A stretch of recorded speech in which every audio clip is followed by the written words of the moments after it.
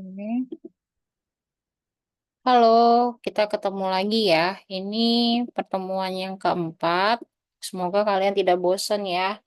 Di PPT selanjutnya, kalian bisa lihat itu udah 2 halaman slide terakhir. Berkaitan dengan eh, ini. Sebenarnya saya cuma menunjukkan bagaimana sih kita melakukan critical appraisal.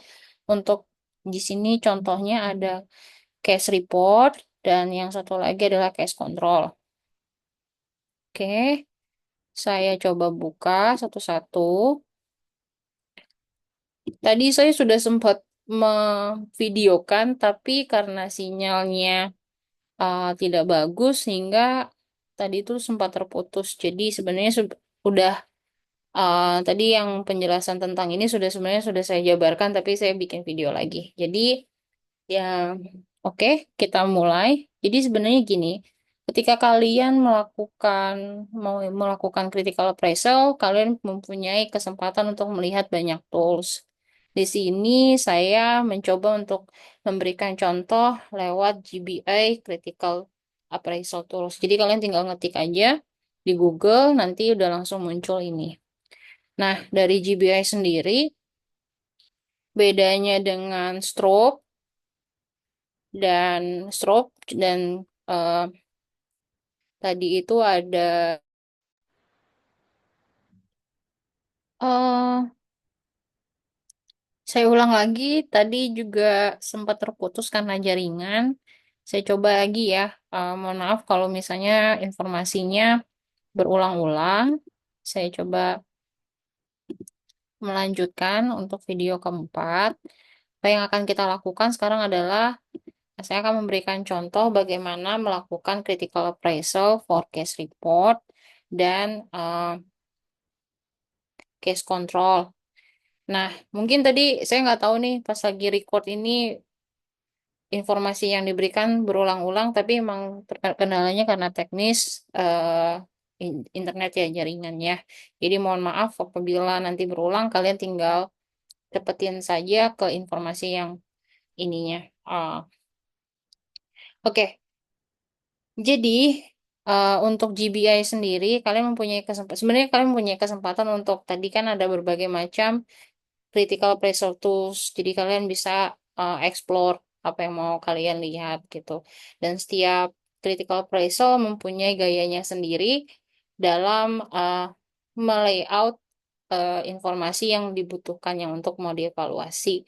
Nah, saya memilih GBI tadi karena informasi yang ditampilkan secara sederhana tidak terlalu membingungkan kalian, karena kotak-kotaknya lebih kelihatan lebih sedikit dan lebih rapih penjelasannya di bawah dibandingkan dengan banyak tulisan. Kalian pasti sudah merasa pusing terlebih dahulu.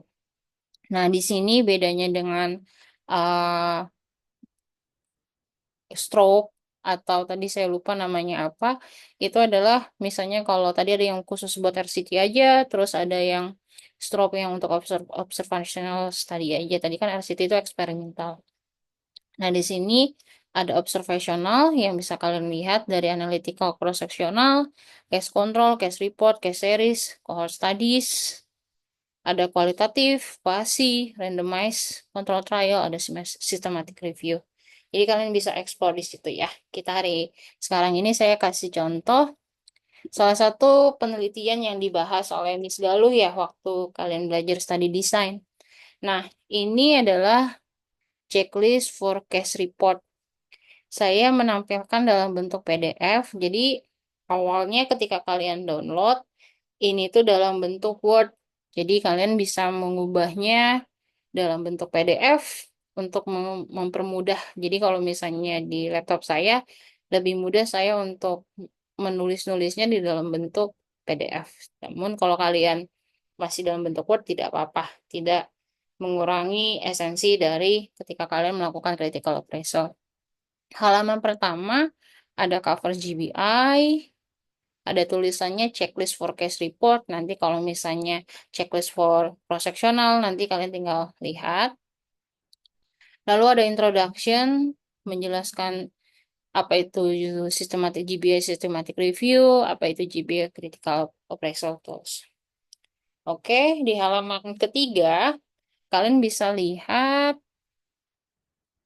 di sini itu ada tulisannya critical appraisal checklist for case report.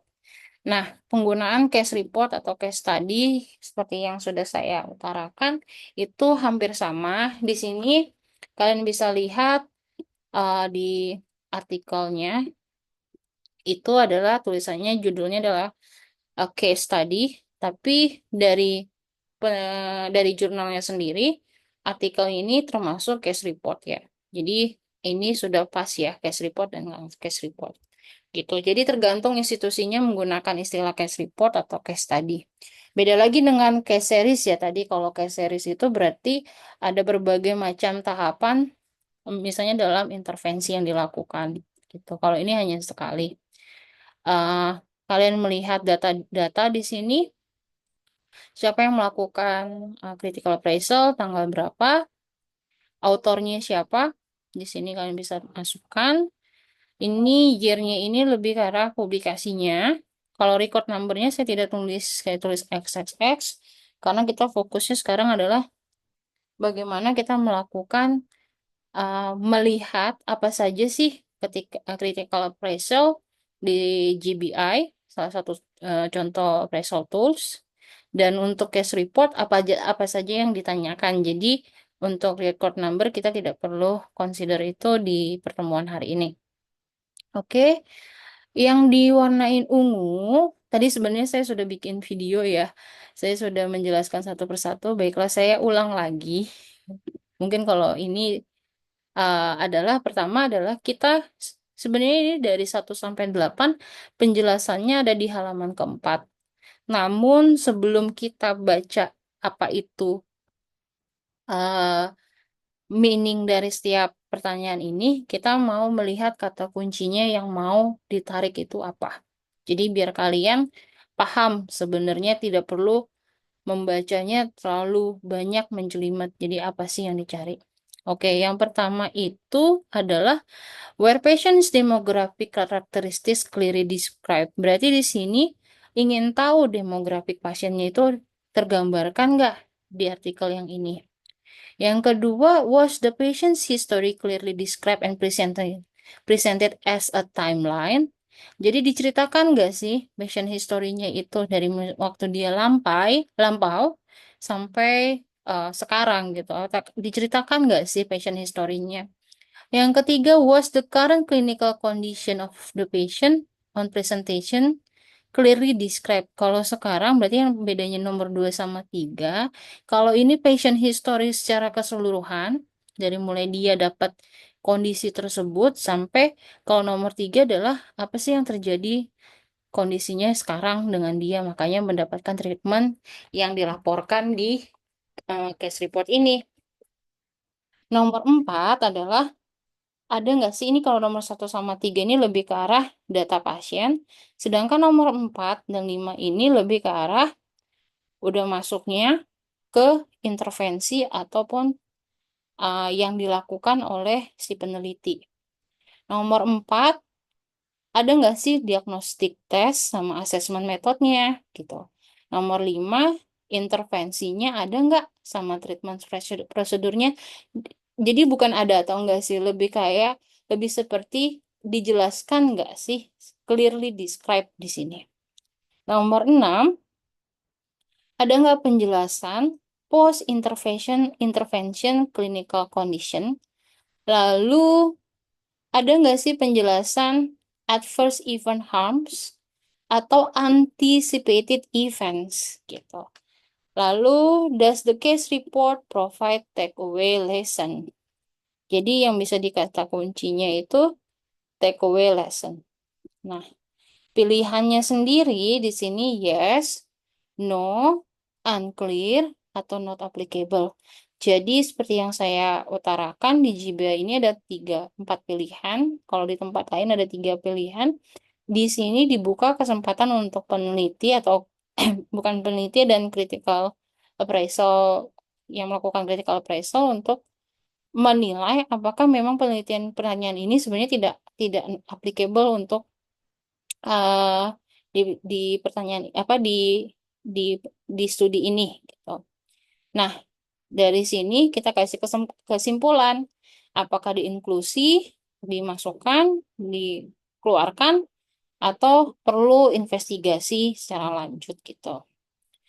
eh kita akan kita kemampuan tadi yang saya seperti apa utarakan, kemampuan kita melakukan critical appraisal juga dipengaruhi oleh pengetahuan kita terhadap penelitian, pengalaman kita dalam berbagai macam bidang penelitian, lalu mungkin kita terekspos dalam berbagai macam klinik karena kita kan lagi mau melihat tentang situasi yang ada di klinik gitu, tentang informasi yang secara klinikal gitu. Jadi ini tergantung dari kalian. Sekarang kalian tingkat 2, ini adalah pengenalan, kita sama-sama belajar ya untuk bagaimana melakukan critical appraisal. Oke, di sini patient demographic characteristic were clearly described. Apa sih yang dilihat dari demographic karakteristiknya? Di sini ada age, sex, sex, oke, jadi umur, jenis kelamin, em, suku bangsa, suku, medical history, diagnosis, prognosis, semuanya dimasukkan di sini. Lalu, apa bedanya nomor 1 sama 2? Saya ganti ininya, spidolnya adalah di sini bagiannya ke eh historinya. Jadi kalau ini demografik, apa yang ada di identitasnya demografiknya. Identitasnya, sedangkan histori adalah perjalanan pasiennya sendiri dari dia medikalnya, eh, apa perawatannya gitu. Tadi kan emang ada prognosis sama previous treatment, tapi di sini history of patientnya, family, psychological historinya bagaimana gitu. Sebenarnya data nomor 1 dan 2 itu pasti bersinggungan ya satu sama lain, namun di sini lebih mengarah ke arah histori. Berarti dia ada perjalanannya diceritakan di harus yang ada di case report ini. Jadi seperti itu. Lalu current, ada kata current clinical condition. Berarti bagaimana sih kondisi sekarang? Kenapa? Kan tadi kan saya sudah sampaikan kalau misalnya orang peneliti melakukan case report atau case study ini pasti karena ibaratnya satu, um, ada produk dari suatu industri yang baru. Kedua, yang paling banyak adalah kasusnya unik, langka. Ini yang kalau yang ini yang terjadi di artikel ini. Lalu ada nggak sih diagnostic test di sini? Kata-katanya adalah sufficient information.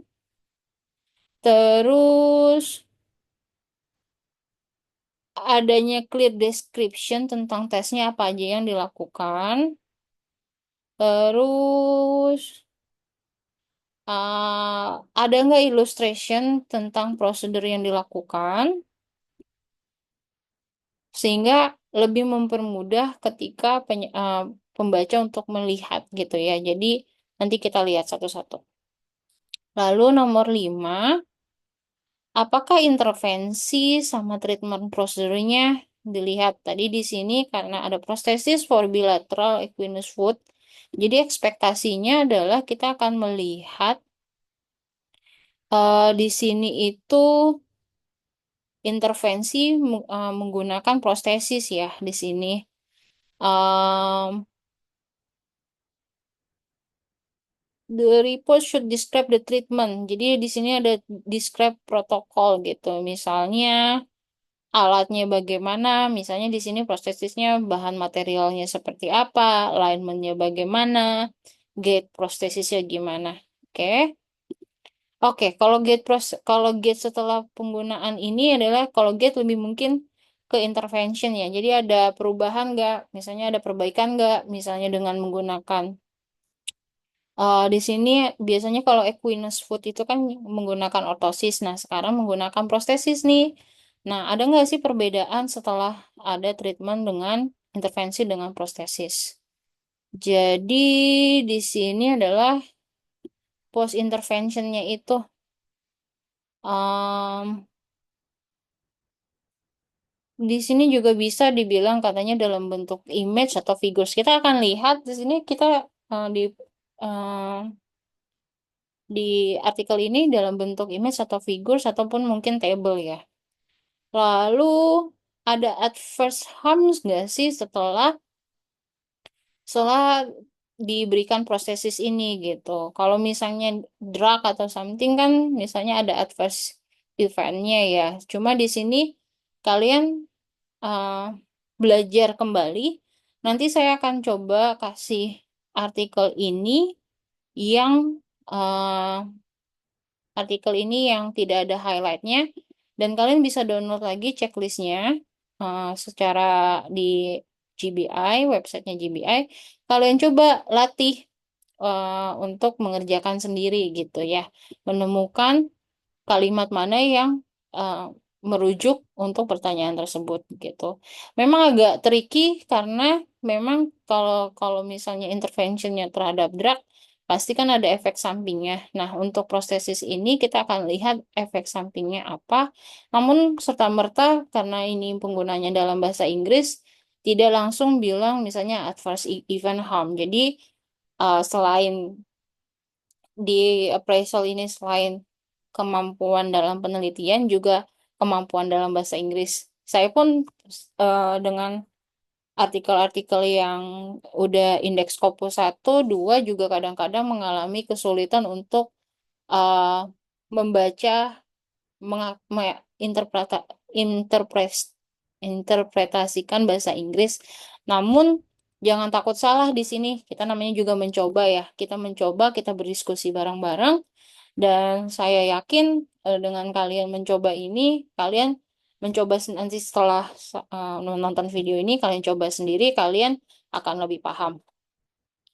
Lalu di sini ada takeaway lessons. Nah, sekarang coba kalian pikirkan sebelum kita baca ini, takeaway lessons-nya apa sih yang bisa disampaikan di sini? Bayangkan di kasus ini adalah pasiennya mempunyai equinus, dan dia sekarang dipakaikan ke prostesis. Berarti nanti takeaway lesson-nya berkaitan dengan fitting prostesis kah? Kalian sudah punya gambaran gitu sebelum baca. Jadi ketika kalian baca kemarin kan belajar sama Miss Vika mengenai academic reading ya atau membaca membaca artikel. Jadi kalian ketika membaca artikel tuh sudah mempunyai apa ya?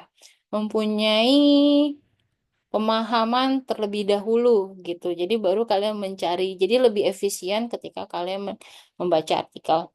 Oke, video yang keempat ini kita mau melihat satu persatu. Saya mau lihat berapa menit sudah eh untuk satu persatu ya. Oke, di sini saya coba kecilkan. Hmm, satu-satu.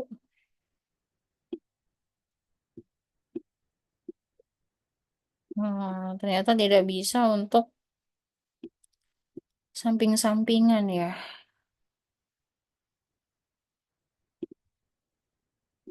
Hmm.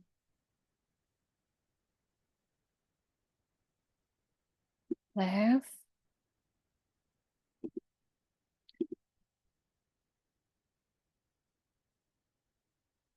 right. Oke, ternyata tidak bisa, berarti kondisinya seperti ini ya. Pertanyaan pertama adalah tentang demografik. Di sini ada penjelasan, kalian lihat di case descriptions, ada tentang dia umurnya berapa, tadi kan ada usia, jenis kelamin, terus kata-kata penggunaan, mungkin di sini nggak bilang ada kata-kata man, di sini saya coba ganti warna ya, ke blue. Oke, di sini ada polio. Berarti dia tergambarkan ya karakteristiknya. Had no other medical history. Tadi kan ngomongin history. Terus kalian bisa baca ini berarti paragraf satu. Terus he live with his family. Tadi history juga. Ada tinggalnya di ground floor flat. Berarti dia bukan tinggal di lantai atas. Terus ada kondisi di mana dia tidak perlu asisten atau nursing care ya, dia masih bisa independen. Nah, yang terjadi di dia adalah ada akut anterior poliomyelitis yang menyebabkan distal paresis dari lower limb. Sehingga kondisinya itu adalah bilateral equinus varus. Berarti nomor satu, nomor dua itu terjawab ya kondisi dia. Nah, dia itu kondisinya digambarkan nih dari mulai kecil, terus kondisinya dia mendapatkan distal paresis, akhirnya worsen, terus di usia 28 dia nggak bisa berjalan tanpa assistance.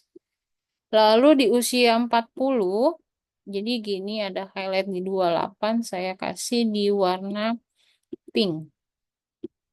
Jadi ada nih rangkaian historinya nih di usia 40, lalu di anak kecil gitu. Nah, di sini ada perubahan nih. Jadi awalnya bisa berjalan, equinus, terus ternyata di usia 40, sekarang kondisinya adalah dia ada loss of quadriceps gitu. Ada gain weight 10 kilo. Ditawarkan untuk surgical procedure tapi tidak dilakukan.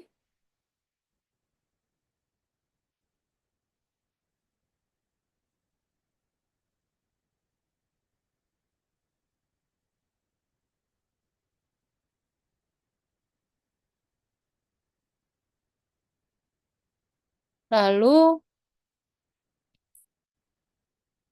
di sini, oke, berarti nomor satu, dua, tiga sudah dilakukan ya. Maksudnya sudah ada informasinya current clinical condition ya. Dia itu bagaimana. Ada dua device yang dibuatkan untuk dia. Dia itu mendapatkan yang tujuannya itu adalah untuk constraint painful, apa untuk mengurangi nyeri, improve balance, sama menambah area kontak area seperti area gitu. Oke, kita lihat perjalanannya. Di sini first device itu di 2028 ketika dia usia 33. Jadi kondisi dia di 28 tahun ternyata nggak bisa berjalan ya dengan barefoot ya. Menggunakan patellar tendon bearing combined with plantar orthosis atau orthopedic shoes. Di sini penjelasannya klinikal ya untuk menjawab di pertanyaan nomor 3. Patient history masih. Alat apa yang digunakan, terus ini penjelasannya dia ternyata mendapatkan patellar tendon bearing orthosis combined with plantar orthosis dan orthopedic shoes. Nah, di usia 45 ini yang sekarang adalah second device-nya 2020 di mana di usia 45 tahun eh, dia mendapatkan alat prostesis yaitu bivalve fiberglass shell of socket and a prosthetic foot made by carbon fiber. The prosthesis was subsequently improved by the use carbon fiber. Terus,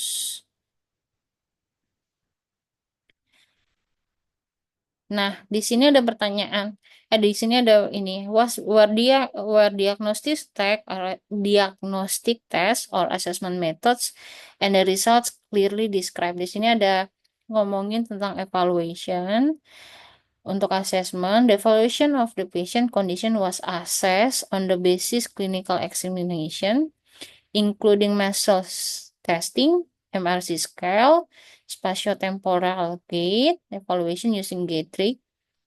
Terus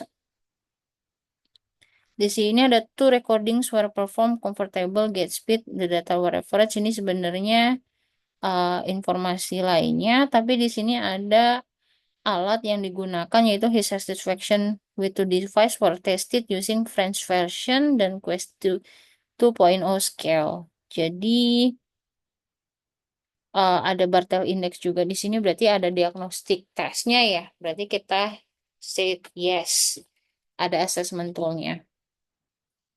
Nah, intervention sama prosedurnya apakah clearly described? Nah, di sini sebenarnya clinical point of view-nya menjawab di pertanyaan ketiga, findings dan outcomes ya. Jadi, pasiennya itu perjalanannya itu di 2020, berarti terakhir ini 2020 ya. Jadi terakhir dia mendapatkan alat itu di tahun 2020, kondisi clinical condition yang sekarang itu yang diceritakan yaitu ya uh, current kondisinya itu dalam penelitian ini karena publish di 2022, dilihatnya di tahun 2020. Terus penjelasan uh, mengenai tentang was the intervention treatment procedures clearly described. Sebenarnya ini penjelasannya lebih kita lihat uh, untuk yang pertama itu dijabarkan ya di paragraf yang ini tentang orthopedic shoes-nya. Namun untuk yang prostesisnya bisa dilihat di sini ya, yang tentang bivalve fiberglass shell, a socket, prosthetic foot made carbon osur gitu gitu. Terus, nah karena kan mau dilihat eh kemampuan apa untuk tambahannya sebelum ke kemampuannya di sini juga ada penjelasan lebih lanjut mengenai asesmennya. Kalian bisa baca di paragraf ini. Terus di sini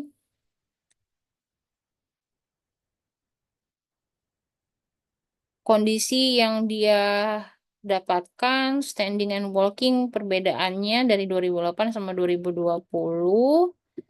Terus yang menjadi ininya adalah intervention sama treatment prosedurnya. Ini bisa tergambarkan di sini nih ya perbedaannya, perbedaan spatial temporal sama gait parametersnya dibandingkan di 2008 apa penggunaan alat 2008 dan 2020. Hmm, sebentar kita lihat di bawah. Oke,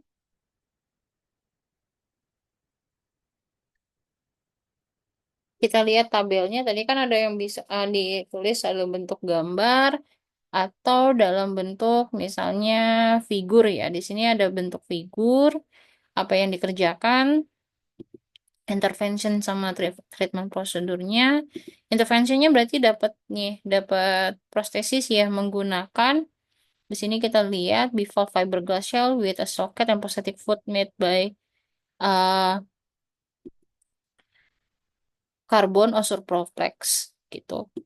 Lalu post-intervention clinical condition clearly described setelah penggunaan alat tersebut dilihat kan ya dari sini pasien spatiotemporalnya, ada patient satisfaction-nya dinilai. Lalu saya coba lihat lagi. Oke, terus di sini dinilai juga, saya kuningin dulu. Lalu di sini ada perbandingan ya dari 2008-2022. Terus dilihat juga eh Autonominya dia melakukan ADL menggunakan Bartel Index itu dilihat dan FIM-nya fungsional, saya lupa kepanjangannya ini untuk menilai fungsionalnya suatu pasien independennya itu dinilai juga 2028-2020.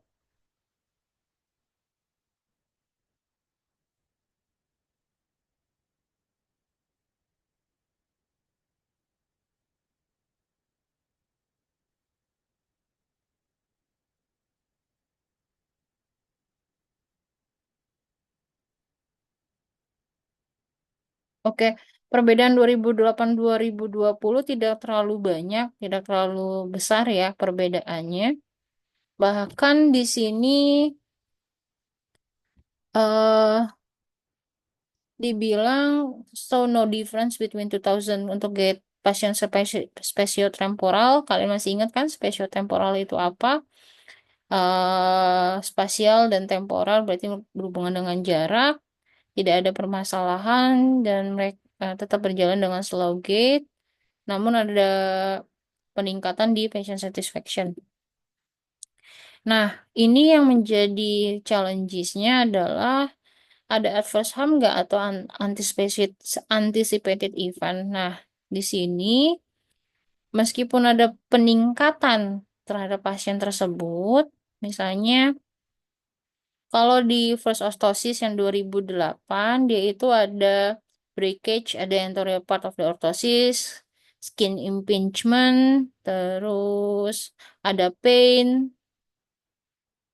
Kalau di prostesis ini less visible ya, maksudnya lebih lebih nyaman ya. The fitting pressure was less visible. Allow him to wear standard shoes, which the are thinner and orthopedic shoes. Jadi lebih nyaman untuk dan cosmetically appear apa eh, lebih cosmetically appealing ya untuk pasiennya sendiri. Cuma kondisinya dengan dia memakai prostesis ini, dia stress the fact that walking on uneven or sloping ground was no longer possible. Jadi ada downfallnya ketika menggunakan prostesis ini adalah dia tidak bisa berjalan di walking uneven dan sloping ground. Jadi ini bisa jadi nomor 7 ini menjadi menjawab pertanyaannya. Saya mencoba untuk membaca lagi, ada nggak sih informasi terkait dengan hal tersebut? Ini masih, kalian kalau baca ini masih berkaitan dengan quest tadi. Ternyata kemampuannya lebih bagus karena tidak ada, di pasiennya sendiri tidak ada masalah yang lainnya di motor defisit dan atau sensori.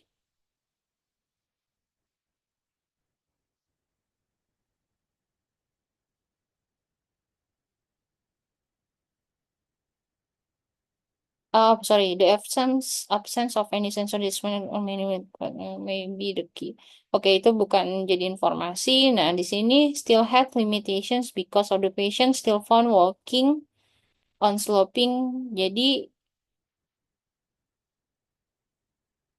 di sini dibilang probably due to the decrease in the supporting area provided by the shoes. Jadi shoesnya ini karena yang di prostesis ini tidak lebih besar dibandingkan tadi orthopedic shoes yang nomor satu.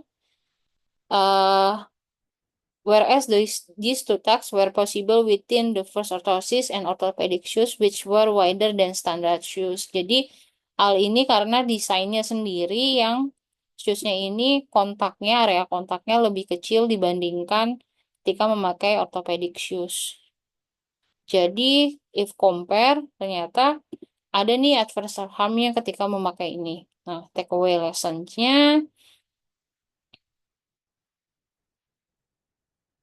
Nah, sebenarnya main limitationnya ini kalau kalian kan sering ngomongin tentang limitasi, ternyata comparisonnya perform retrospectively, di mana uh, comparisonnya tidak dalam satu waktu yang satu waktu, jadi tidak bersifat cross sectional ya. Maksudnya satu waktu. Jadi alat yang alat tahun 2028 waktu lampau yang 2020 ke depan, waktu ke depan. Sebenarnya takeaway lessonnya kita bisa ngomongin ke clinical relevance-nya ya.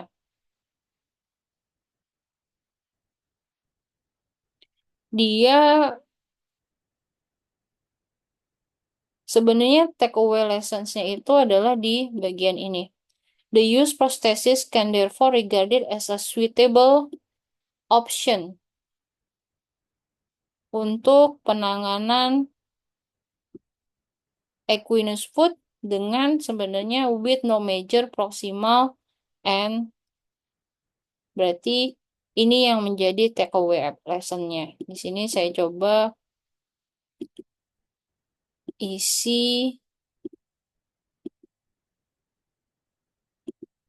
untuk nambah nambah gitu ya. Hmm,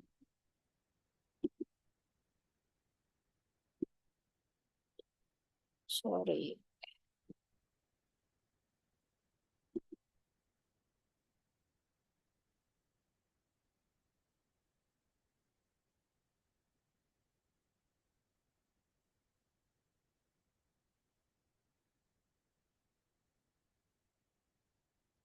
Oke, saya ada kendala berarti coba di sini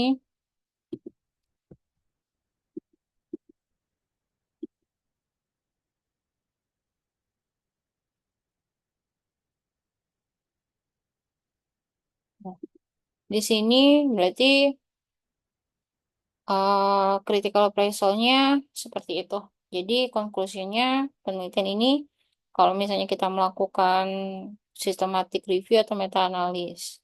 Sebenarnya kalau ini sih lebih kayak case study ini lebih lebih sebenarnya untuk belajar kasus tertentu ya. Saya juga eh, belum tahu atau saya nanti akan cari tahu lagi apakah systematic review itu atau meta analisis menggunakan data dari case report. Demikian untuk video keempat ini. Semoga kalian belum bosan. Oke, bye-bye.